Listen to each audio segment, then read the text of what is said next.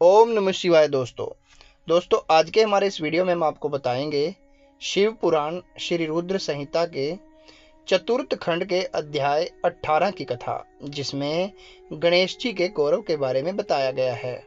नारद जी बोले, हे विधाता, जब भगवान शिव की कृपा से पार्वती पुत्र गणेश पुनः जीवित हो गए, तब वहां क्या हुआ? जीवित होकर उन्होंने क्या कहा? नारद जी का यह प्रश्न सुनकर ब्रह्मा जी बोले, हे नारद, जब श्री हरि विष्णु ने हाथी का मस्तक गणेश के धड़ से जोड़कर उसे जीवित कर दिया, तब यह देखकर देवी पार्वती बहुत प्रसन्न हुई। उन्होंने गणेश को बाहों में भरकर गले से लगा लिया और उसे चूमने लगी। फिर उन्होंने गणेश को सुंदर व मनोहर वस्त्रों एवं रत्न जड़ित आभूषणों से सजाया। अनेक सिद्धियों एवं मंत्रों से विधि पूर्वक अपने पुत्र का पूजन करने के बाद कल्याणमयी माता पार्वती ने गणेश के सिर पर हाथ रखकर वरदान देते हुए कहा, ऐ मेरे पुत्र गणेश, तुझे तेरी माता की आज्ञा से बहुत कष्ट सहना पड़ा, परंतु आज के बाद तुझे कभी भी किसी भी प्रकार का कोई कष्ट नहीं होगा।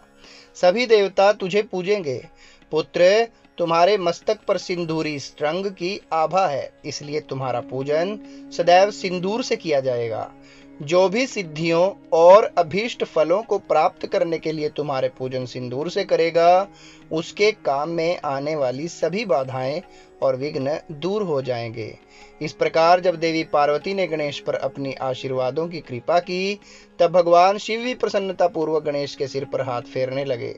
माता पार्वती ने प्रसन्नता पूर्वक पहले भगवान शिव को देखा और फिर श्री गणेश को संबोधित करते हुए बोली, पुत्र, ये ही तुम्हारे पिता भगवान शिव हैं। तब गणेश जी तुरंत उठ खड़े हुए और भगवान शिव के चरणों में गिरकर अपने अपराध की क्षमा मांगने लगे।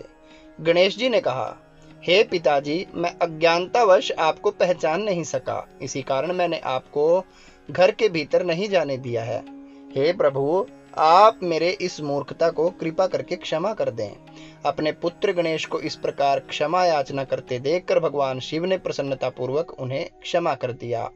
तब मैं, विष्णु जी और शिव जी त्रिदेवों ने कहा, जिस प्रकार इस संसार में हम तीनों देवताओं की पूजा होती है, उसी प्रकार गणेश भी सभी के द्वारा पूज्य होंगे। किसी भी मांगलिक कार्य में सर्वप्रथम गणेश का पूजन किया जाएगा, तत्पश्चात हम सबका।